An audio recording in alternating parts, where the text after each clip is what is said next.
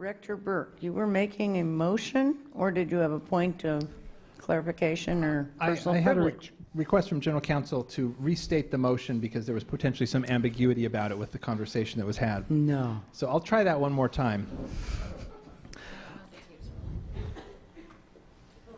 Nate, is the tape rolling? Are we sure of that? Could we double check, please? I'm sorry. Okay. Thank you. I move that the school board amend the student assignment transition plan to remove Lincoln High School from the attendance area high schools list linked to the HC pathway as. Sorry, I thought sufficient. Did you? Lincoln from the list of attendance area high schools linked to Garfield as an HC pathway school. As listed in Amendment 3. It's also listed in the same plan. Do you have a second for that motion, sir? Yeah, I'll second. Director Mack has seconded. Questions, comments, or concerns? My question is then, what is the pathway for the Lincoln attendance area? And the clarification around that would be that the school would be its own pathway because it's not a linked pathway amendment. The intent is to move that school closer to our goal in option 4. Director Geary, did you have a comment, question, or concern? Somebody else wants to go first. Let me think. My brain just decided to. Any other comments, questions, or concerns? Director Pinkham. Yeah, and I know the intent is that, that we would eventually come on with our vision that we just passed for the other amendment, but then again, maybe it seems, are we being now in the interim too heavy with HCC pathways in the north end and lacking in the south end? During this transition time. Mr. Burke, I believe that was a question to you since you're the maker of the motion, sir. The intent was no pathways, but I guess in doing so, that also makes it its own pathway. So, yeah, whether a neighborhood school would be considered an additional pathway by being its own pathway. Director Mack, please. I think with the pressure for capacity on Garfield and that this would help alleviate that problem that we're talking about by having those attendance area students be attending Lincoln, and would help with the overcrowding capacity issue at Garfield and continue to meet the goals that the rest of the five-way pathway is intending to meet. Director Geary. I think about what we want to do, parents, in terms of weighing the idea that should we do this now out of fairness, or should we and notice, or should we put it off in order to think it through more, and weighing those. And then the Seattle Center popped into my head, and we'll have that to think about before too long. So I think sometimes our weddedness to certainty as to the future is an illusion. And while I think the best thing we can do is sort of grandfather in order to create stability, at least for one child. I just throw that as a comment, just for those who are trying to balance. I'm not sure where I lie on that, but there seems to be very little certainty for the future as we try to roll out capacity at the high school level. Assistant Superintendent Berge has come to the podium, and I think she's going to put a price tag on mitigation. I'll bet money on it. Yep, Jolyn Berge, Assistant Superintendent for Finance. So the Lincoln proposed amendment has me worried about cost. I'm just going to say that to you and say that could be a very, very costly amendment, and so it may be a good idea to think about it for a little bit longer.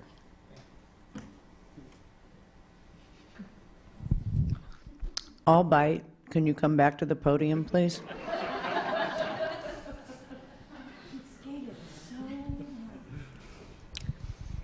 Can you give us a sense of how expensive that amendment might be and what your best guess is based upon? What variables? So this is a guess. Just I wanna say it's a appreciate that. guess. We're trying to get the thought process. So if it's just 9th and 10th graders sitting there, and let's say that some of them are 1 or 2 grade levels above, there are no other teachers that are 11th and 12th graders, you'd have to run, I don't know, 6 or 8 more teachers likely. And, yeah? So somewhere along, in there, so 6 or 7 maybe. If it's 6 or 7 teachers, it's $1 million. If it's 6 or 7 classes, obviously that's different, but so. That would be a max, yes. Okay. I have another question, if I might. Since we're giving deference to articulate principals, e.g. Dr. Wiley at Franklin, have we given deference to Principal Metzger at Lincoln? Have you given her the heads up? Have you had the conversation? Same question I asked about West Seattle. We talk a lot about engagement, and this is making me real nervous.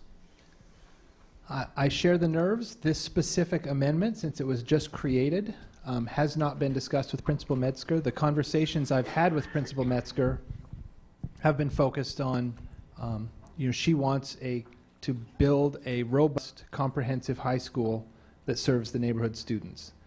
And when I think of that conversation, and I think of a component of that neighborhood potentially being diverted off to another school, I'm interpreting that as contrary to her vision, but it has not been explicitly communicated with her, and I would love the time to do that.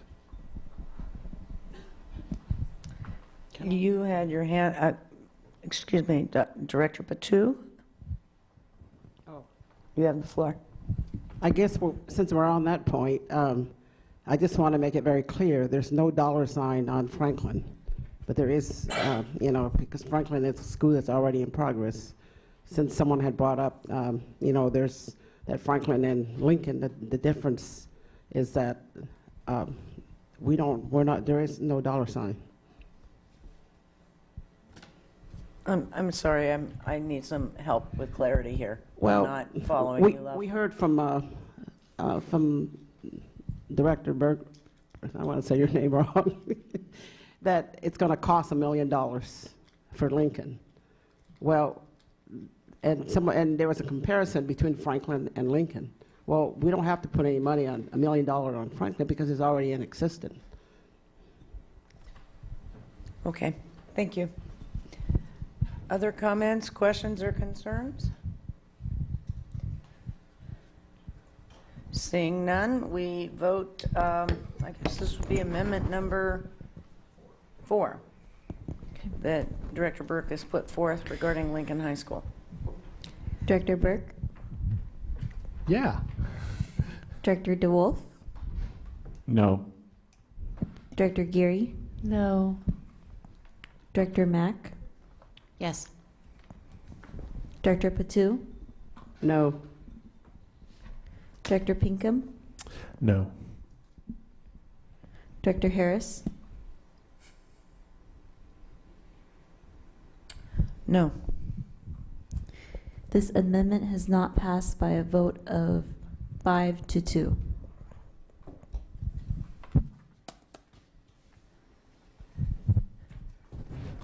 We are to the main motion as amended. Comments, questions?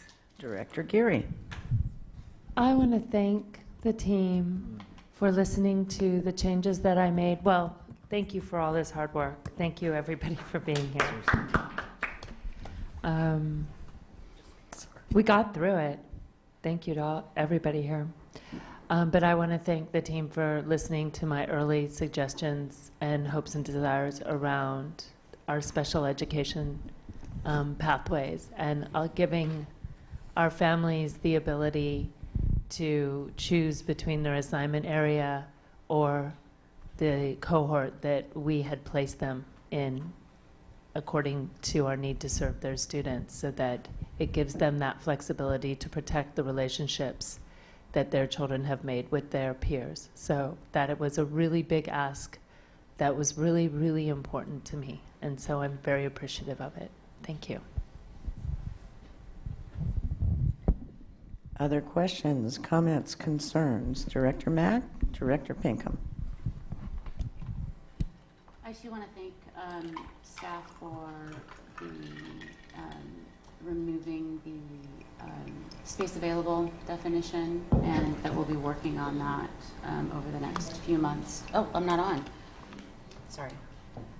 Apologies. I wanted to thank staff for removing the space available definition, and that we'll be working on that in policy over the next few months and coming to some resolution on that. So I appreciate that part. I do want to say that I'm deeply concerned about how this has landed, and I'm not certain I can vote yes on the entire thing because of the inappropriateness of the pathways being in this document. Going back to my policy thing, so I just want to share that thought. But I do appreciate all the other work that goes into it, and recognize that the vote that comes down is the one that passes it or doesn't. So thank you. Director Pinkham. I too want to echo the appreciation of Ashley, Flip, and Wyeth, and what they, it isn't an easy task when we come here and we share the concerns of the community and they respond to it. Thank you wholeheartedly for it. And it just, unfortunately, oftentimes it's a moving target, and we take aim, think we got it, get ready to pull, and no, we got to check again and see how things go. So I just want to again say thank you and appreciate the work that you're doing for this efforts. And I too, and just like, gee, are we in the right place yet now? And question, what if this doesn't pass? Do we stick with the old student assignment plan? Or do you go back and say, okay, we'll come up with another one in 2 weeks?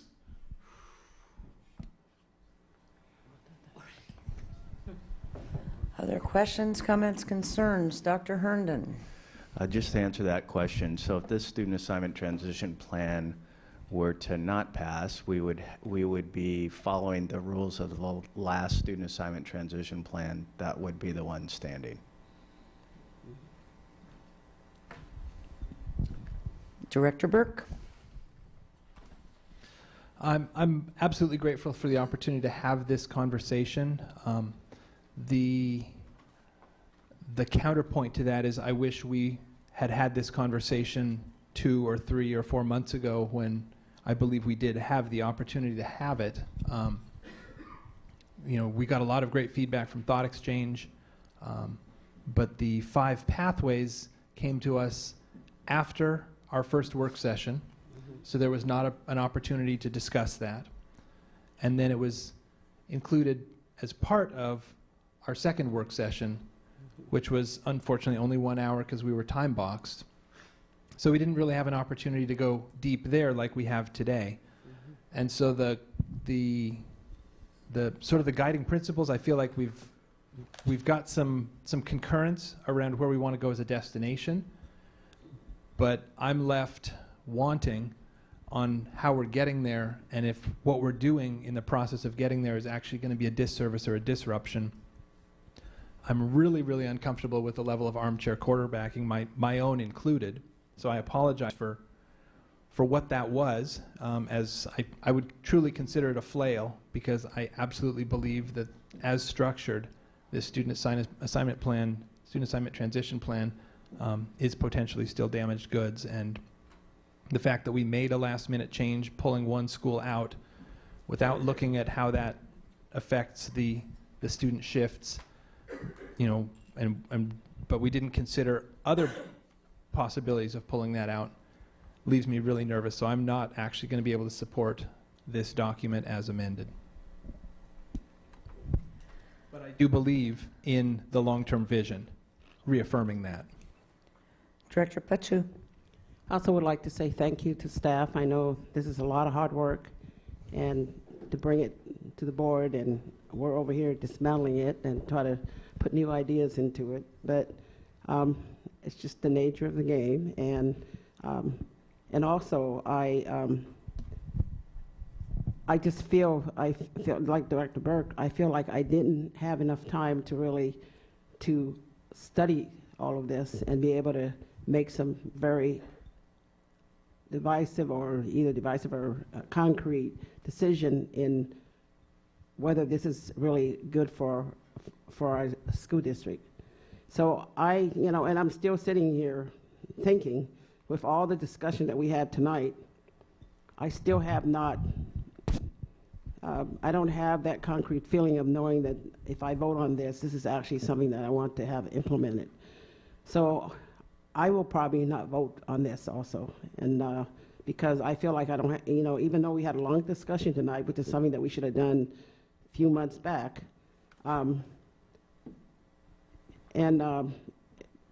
it would have, what actually would have done a lot better if we had more discussion other than what we did tonight, and really gave us some good thoughts.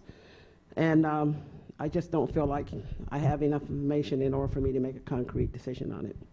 So I will vote no on this.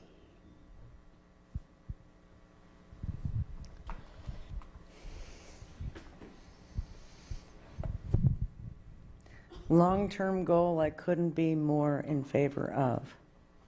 We have to build trust. This process is not our best work. I will be voting no. Ms. Scheck, the roll call, please. Director Mack, No. Director Patu, No. Director Burke, No. Director DeWolf, No. Director Geary, Yes. Director Pinkham, Yes. Director Harris. No. This motion has not passed by a vote of 5 to 2. Okay, number 6, Bex 4.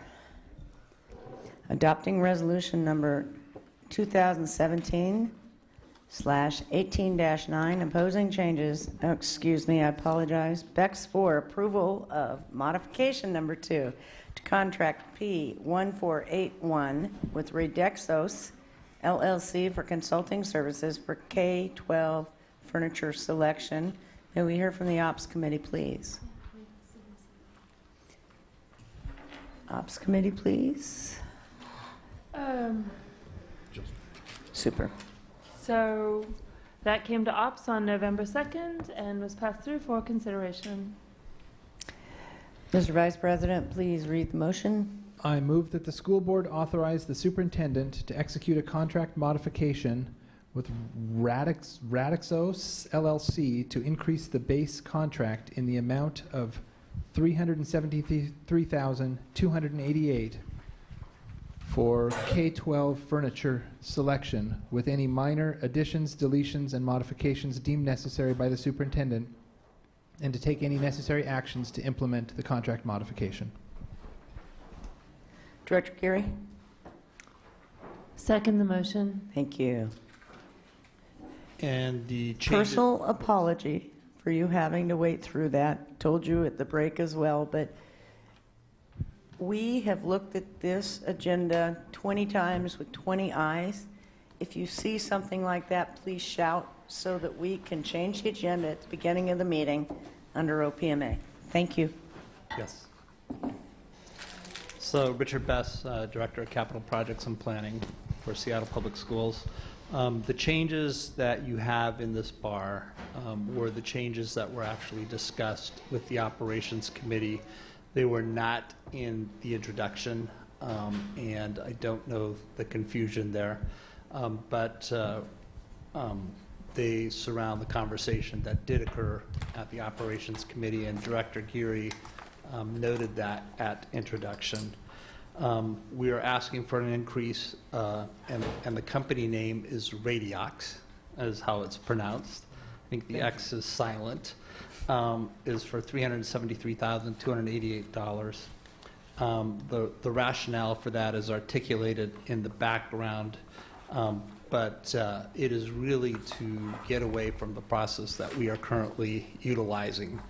Last year, we had 8 contracts for furniture, 7 of which were above $250,000. The year prior, we had 8 contracts above $250,000 for furniture procurement. There's a cost associated with all the different manufacturers' products that we provide. There's also a cohesiveness in the environment that we're trying to create. We've engaged teaching and learning, and so that's one of the things, and you'll also see there's a lot of specialty groups articulated in contract modification, paragraph number 1.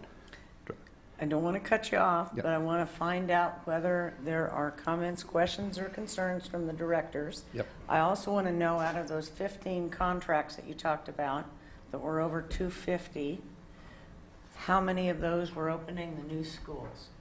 They were all for opening new schools, Director Harris. Thank you. Questions, comments, concerns from directors? I thought we had. Seeing none? Wait a minute. Oh, excuse me, I didn't see you. I apologize. That's okay, I was talking to myself. Director Batu. Actually, I wanted to ask, didn't we vote on a similar contract not too long ago? You voted on the furniture contracts for the schools that we opened in the fall of 2017, and you voted on those contracts. I'm going a little bit by memory, but I think that was in January of 2017. And then we had one contract amendment because we exceeded the projected amount that we had estimated on those contracts by over $250,000. So we brought that back to you spring 2017 timeframe, Director Padu. Oh, okay, So thank you. Any other comments, questions, concerns? Director Burke. Just to understand the theory behind this, we're investing in somebody to do more, as I would consider infrastructure work. And is that something that you believe has a payoff in terms of reduced costs, either in executing contracts or in procurement? That this is an investment, and can you kind of napkin level a payoff duration? I can't napkin level a payoff, and that was somewhat a question that Director Geary asked both at Ops and then at Intro. I can tell you that the quality of furniture will be of higher quality. It will last longer. I do know that we've worked on pretty extensively with Office of Teaching and Learning and getting their involvement in selection of this furniture, make them aware that we're going to put together a catalog so they don't go and buy some of the furniture that we have seen at some of our existing schools, that when we move them to the new schools, new products that have not stood the test of time. I can also say that there is an operational cost with having this large group of manufacturers, because there's no standardization in furniture repair, and products do get damaged. And so what we're trying to do is create some opportunities for our facilities department to implement repairs to this furniture with product standardization, so they're not having to carry multiple lines of product parts in order to implement those repairs. Any other comments, questions, or concerns from my colleagues? Ms. Scheck, the roll call, please. Director DeWolf, Aye. Director Geary, Aye. Director Mack, Aye. Director Patu, Aye. Director Pinkham, Aye. Director Burke, Aye. Director Harris. Aye. This motion has passed unanimously. Thank you. Okay, intro item. Adopting resolution 2017/18/9, opposing changes to the City of Seattle Municipal Code SMC 23.79 to allow charter schools to seek departures from building development and zoning standards. Approval of this item would communicate the school board's opposition to any changes to the city land use code that would allow charter schools to seek departures from land use and zoning standards currently available to Seattle Public Schools. This item was added on 12/5.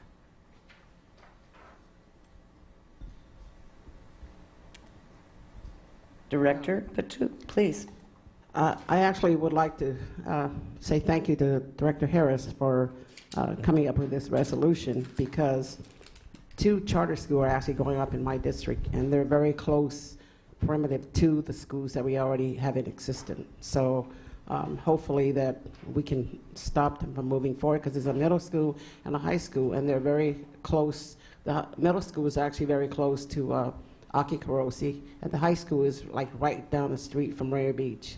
So hopefully that we can actually be able to stop this, and we don't need any charter school. We have enough public schools to serve our kids. Can we do a better job? Well, I would like to extend my thanks to several folks, to Nate Van Duzer, to Director Jill Geary, and to General Counsel Noel Treat. This was a combined lift, and to those of y'all that called me, thank you very much. To those of y'all that didn't, I'm going to call you next time, probably late at night. But I really appreciate the collaboration that goes into this, and I hope that that foreshadows that kind of collaboration throughout the year. To me, this is a flag in the sand issue. We need to be loud and proud. We need to protect our very, very limited funds. And this is one we're standing up and being very serious about. We have a month before we can bring it forth to an action item. That was a personal plea from the executive suite. I took that seriously. I put it out to my colleagues. I didn't hear back extraordinary pushback, and I think it's the right way to do it. I think that we will probably have another packed room on January 3rd because of this, and game on. Now, the Board of, unless folks have got additional comments and you want to stay longer, Director Geary.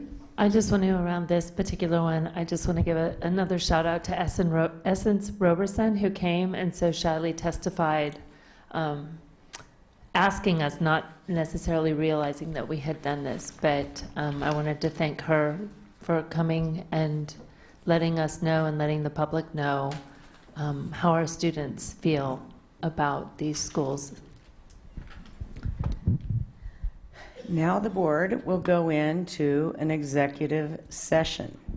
It is expected to last 30 minutes. We hope to leave here.